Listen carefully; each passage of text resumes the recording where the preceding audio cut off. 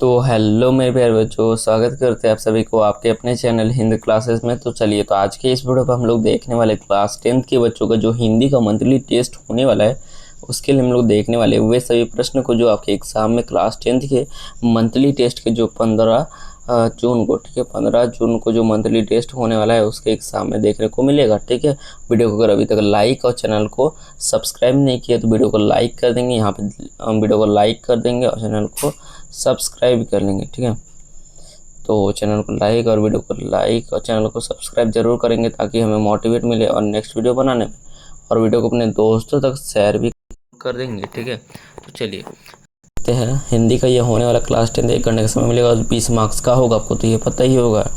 1 से 6 तक ऑब्जेक्टिव रहेगा और 7 से 10 2 मार्क्स का रहेगा और 11 और 12 3 मार्क्स का क्वेश्चन रहेगा। तो देखिए, ये क्लास 10th के बच्चों का हिंदी का मंथली टेस्ट का ओरिजिनल पेपर डेट आप लोग का 15/6/2026 का होने वाला है। अगर आप लोग अपने हिंदी क्लासेस भैया या फिर शुभम भैया को सब्सक्राइब नहीं किया तो सब्सक्राइब कर लेंगे। ठीक है, चलिए, तो यहाँ पे क्लास 10 मंथली टेस्ट। चलिए, तो उसके बाद देख सकते हो सबसे पहला प्रश्न, उत्साह कविता के कवि कौन है? उत्साह कविता के कवि कौन है मेरे भाई? ठीक है, तो उत्साह कविता के जो कवि है ना, ये है आप लोग का सूर्यकांत त्रिपाठी निराला। सूर्यकांत त्रिपाठी निराला है जी, है ऑप्शन नंबर जो बी होगा ये राइट आंसर हो जाएगा। तो वीडियो को अगर अभी तक लाइक और वीडियो को शेयर नहीं किया तो शेयर कर देंगे। ठीक है, चलिए, तो चलिए दूसरा प्रश्न देख सकते हैं आपके स्क्रीन पर। यहाँ पे क्या बोला, उत्साह कविता में कवि ने किसको संबोधित किया है? तो उत्साह कविता में कवि ने किसको संबोधित किया है? तो यहाँ पे उत्साह कविता में मतलब संबोधित मतलब किसके उदाहरण की सहायता से उत्साह के बारे में बताया? तो ये बादल के, क्या हो जाएगा, बादल को। ठीक है, तो यहाँ पे ऑप्शन नंबर जो डी होगा ये सबसे राइट आंसर हो जाएगा। ठीक है, चलिए अगला क्वेश्चन देखिए। यहाँ पे नेक्स्ट क्वेश्चन आपके तीसरा नंबर प्रश्न में कहा जा रहा है, आत्मकथ्य कविता की काव्य शैली क्या है, मतलब भाषा शैली क्या है? ठीक है, तो आत्मकथ्य जो कविता है उसकी भाषा शैली क्या है? तो सरल अवधि या फिर छायावधि शैली या फिर भोजपुरी या फिर ब्रज भाषा? तो इसका आंसर हो जाएगा आपका option number b correct answer. और ये भी इम्पोर्टेंट क्वेश्चन है, बार बार एग्जाम में पूछा जाता है। ठीक है, तो ये छायावादी शैली हो जाएगा। ठीक है, चलिए नेक्स्ट क्वेश्चन देख लेते हैं आप लोगों को। यहाँ पे नेक्स्ट क्वेश्चन चौथा प्रश्न में आप लोगों का कहा जा रहा है, आत्मकथ्य किस प्रकार की रचना है? तो आत्मकथ्य है आप लोगों का कहानी, निबंध या फिर जो है साक्षात्कार या फिर आत्मकथ्य जो है क्या बोल रहा है, आत्मकथ्यात्मक लेख। तो ये आत्मकथ्यात्मक लेख, ऑप्शन नंबर जो डी हो जाएगा ये राइट आंसर हो जाएगा इस प्रश्न का। ठीक है, चलिए अगला क्वेश्चन देखिए। नेक्स्ट क्वेश्चन में आपके एग्जाम में पूछा जा रहा है कि कवि ने अपने जो है पत्नी या प्रियदर्शी की जो है स्मृति को क्या माना है? तो अपने प्रियदर्शी मतलब अपने प्रेमी को जो है स्मृति मतलब यादों को क्या मानता है? तो वो पाथ्य मानता है, मतलब जीवन जीने का रास्ता है वो। ठीक है, वो सभी यादें। तो यहाँ पे हो जाएगा पाथ्य, अर्थात option number b correct answer होगा। क्या हो जाएगा, बी राइट आंसर हो जाएगा पाथ्य। नेक्स्ट क्वेश्चन देखिए, हमें छठा प्रश्न में क्या बोला, कवि बादल को कैसे जो है बरसने के लिए कह रहा है?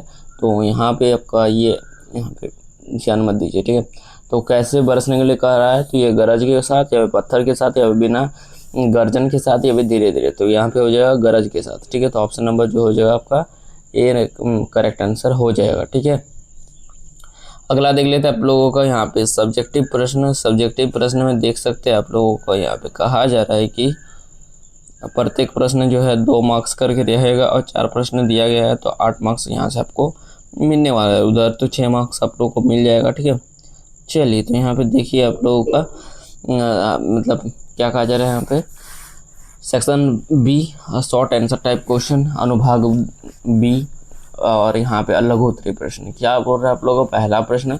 यहाँ पे क्या बोल रहा है आप लोगों को 7वां प्रश्न में कहा जा रहा है कि क्या बोल रहा है, कवि बादल को गरज कर बरसने के लिए क्यों कह रहा है? ठीक है, तो गरज कर बरसने के लिए इसलिए कह रहा है। तो देखिए यहाँ पे कवि जो है धरती पर जो है बड़ा बदलाव चाहता है। क्या कहता है, धरती पर बड़ा बदलाव या फिर विद्रोह करना चाहता है। इसके अलावा व्यक्ति अपना, ठीक है, व्यक्ति अथवा जो है अन्य जीवों में उत्साह, उमंग और जोश भी भरना चाहता है। इसीलिए कवि जो है बादल को गरज कर बरसने के लिए कहता है। ये काफ़ी इंपॉर्टेंट क्वेश्चन है और ये एग्जाम में बार बार पूछा जाता है, तो आप इसे एक बार ज़रूर से ज़रूर एक बार कंप्लीट करके देख लीजिएगा। ठीक है, ये बहुत ही इंपॉर्टेंट प्रश्न था जो मैंने बता दिया, ठीक है। VBI प्रश्न है, आने की प्रबल संभावना है, ठीक है। चलिए, और ये भी VBI है, ठीक है। क्या कहा जा रहा है, राम लक्ष्मण परशुराम संवाद के आधार पर जो है राम का चरित्र लिखिए, काफ़ी इंपॉर्टेंट है।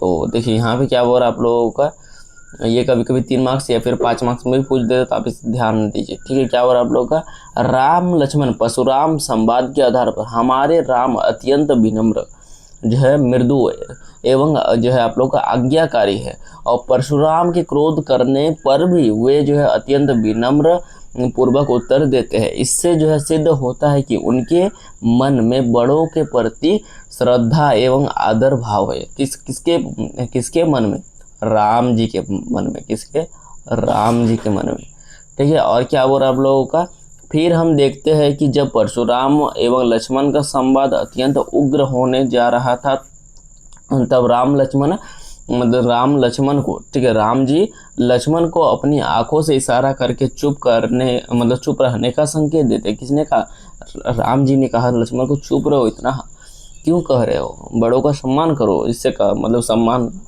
के प्रति पता चल रहा है, ठीक है। क्या हो रहा है, इससे राम के विनय भाव का पता चलता है, जो है परिस्थिति को जो है संभालने में समक्ष है, ठीक है। अर्थात वो जो एक कुशल नेतृत्व करता भी है, एक कुशल नेतृत्व करता है, कौन, राम जी। और लक्ष्मण जी को अगर पूछेगा, लक्ष्मण जी बहुत ही उग्र स्वभाव के थे, ये कुछ ही बात पे बहुत ज़्यादा उग्र हो जा रहे थे, ठीक है। चलिए, और ये किसी को सम्मान नहीं करते थे, ठीक है। चलिए, यहाँ पे देखिए उसका 9 नंबर क्वेश्चन है, क्या बोला, कविता का शीर्षक उत्साह क्यों रखा गया है। और मैं जो आंसर बता रहा हूँ, यही कुछ आंसर को कॉपी पेस्ट नहीं करना है, ठीक है। चलिए, क्या हो रहा है, अत्यधिक जो है तापमान के कारण, ठीक है, धरती के सभी जीव जंतु जो है त्रास्त है। इसमें जो है जीवन के प्रति आशा, उत्साह और उमंग खत्म सा हो गया है। उनके जीवन में फिर से पहले जैसा उमंग और उत्साह भरने के लिए बारिश का होना जरूरी है। चूँकि उत्साह कविता बादल को संबोधित है, अतः कविता का शीर्षक उत्साह रखा गया है, ठीक है। तो ये आपका इम्पोर्टेंट था, इसको भी करा दिए। नेक्स्ट देखिए, ये तो बार बार पूछा जाता है यार। चलिए 10 नंबर देखिए, क्या कहा जा रहा है आप लोगों को, यहाँ पे परशुराम के क्रोध करने पर लक्ष्मण ने धनुष के टूट जाने के लिए कौन कौन से तर्क दिए। बहुत बार पूछा जाता है, बार लगभग बार ये प्रश्न पूछा जाता है। देखिए क्या हो रहा, परशुराम के क्रोध करने पर लक्ष्मण ने जो है धनुष के टूट जाने के निम्नलिखित तर्क दिए। सबसे पहला तर्क क्या है आप लोगों का, यहाँ पे जो है तर्क दिए कि धनुष को तोड़ने वाला आपका ही कोई दास होगा, ठीक है। उसका दूसरा कहा, ऐसे धनुष तो बचपन में हमने कई बार तोड़े हैं, पर किसी ने हमसे जो है कुछ नहीं कहा, ठीक है। ये दूसरा तर्क था। उसके बाद कहा कि इस धनुष में ऐसा क्या खास है, इस धनुष में ऐसा क्या खास है कि आप इस पर जो है ममता दिखा रहे हैं, ठीक है। इस टाइप से कहा। सारे धनुष तो एक ही समान होते हैं, किसने कहा, ये सब लक्ष्मण जी कह रहे हैं, किसको, परशुराम जी को, ठीक है। उसके बाद यह धनुष को जो है बहुत पुराना धनुष था, यह धनुष तो बहुत पुराना धनुष था। और यहाँ पे और एक पॉइंट, यहाँ पे दूसरा पॉइंट है, ठीक है। ये कहा गया है इसलिए जो है श्री राम जी के जो है छूने पर ही टूट गया। ये ऐसा कहा कि श्री राम जी के छूने पर ये टूट गया, ठीक है। इसमें जो है श्री राम जी का कोई गलती नहीं है। इस टाइप से आप लोग का ये आंसर हो जाएगा, ठीक है। स्क्रीनशॉट मार सकते, काफ़ी इंपॉर्टेंट प्रश्न है, मैं बोल रहा हूँ, बार बार पूछा जाता है ये, ठीक है। चलिए दीर्घ उत्तरी प्रश्न अब सेक्शन सी की ओर चलते हैं। और वीडियो को लाइक और चैनल को सब्सक्राइब हिंदी क्लासेस भाई किए नहीं है तो कर देंगे, ठीक है। चलिए तो यहाँ पे देखिए आपका यहाँ पे 11 नंबर क्वेश्चन है और एक मस्ट इम्पॉर्टेंट है, मस्ट इम्पॉर्टेंट। देख सकते हैं, कहा जा रहा है आप लोग लक्ष्मण ने वीर योद्धा की क्या क्या विशेषता बतलाई, और वो जो था 10 नंबर और 11 नंबर, ये काफ़ी इंपॉर्टेंट है, पूछा जाने की प्रबल संभावना। तो देखिए क्या बोल रहा है, लक्ष्मण ने वीर योद्धा की निम्नलिखित विशेषता बताई है। क्या बोल रहा है, लक्ष्मण कहते हैं, ठीक है, शूरवीर जो है योद्धा भूमि में युद्ध करते हैं। शूरवीर क्या कहते हैं, योद्धा भूमि में युद्ध करते हैं, ठीक है। अपनी जो है बढ़ाई खुद अपने से नहीं करते, अपनी बढ़ाई मतलब अपने बारे में बताते, खुद अपने बारे में नहीं बताते, लोग उनके बारे में बताते। इस टाइप का व्यक्ति है वो बता रहे हैं, ठीक है। कौन, लक्ष्मण जी बता रहे हैं परशुराम जी। इस टाइप से कह रहे हैं। क्या बोल रहा है, शत्रु को जो है युद्ध में उपस्थित देखकर अपनी प्रशंसा करने के बजाय अपनी जो है वीरता दिखाने में विश्वास करते हैं। कौन, जो वीर योद्धा होती है, अपनी प्रशंसा खुद के मुख में नहीं करते, वो उसको वीर मतलब वीरता दिखाते हैं, ठीक है। जो वीर होते हैं उसमें जो है धैर्य और क्षमता भी जो है भरपूर होता है, ठीक है। ये हो जाएगा आपका आंसर इसका, ठीक है। काफ़ी इंपॉर्टेंट था, इसको भी कवर करा दिए, ठीक है। नेक्स्ट देखिए यहाँ पे 12वां प्रश्न, लास्ट क्वेश्चन यहाँ पे देख सकते हो क्या हो रहा है, फागुन का मौसम अन्य मौसम से कैसे भिन्न होता है। आंसर देखिए यहाँ पे क्या कहा जा रहा है, फागुन का मौसम अन्य मौसम से भिन्न होता है। जहाँ गर्मी के मौसम में पूरा वातावरण उदास और निराश होता है, वही शरद ऋतु में जो है मौसम सिकुड़ा हुआ सा प्रतीत होता है। गर्मी के मौसम में बादल और वर्षा का इंतजार करता प्रतीक होता है, ठीक है, प्रतीत होता है मतलब। वही ठंडा में जो है प्रकृति अपने जो है रूप सौंदर्य को जो है पूर्णता, ठीक है, पूर्णता फैला नहीं पाती है। इनके क्या बोला, इन सब के विपरीत फागुन के मौसम में प्रकृति जो है खिली खिली रहती है और अपने जो है सौर्यतम रूप में मतलब रहती है, ठीक है। चलिए आज के लिए इतना ही, फिर मिलते हैं अगले वीडियो में। बाय, जय हिंद, जय भारत। अगर चैनल को सब्सक्राइब नहीं किया, सब्सक्राइब कर देंगे और वीडियो को लाइक भी कर देंगे, ठीक है, और वीडियो को शेयर भी कर देंगे, ठीक है, जिससे हमें मोटिवेट मिले।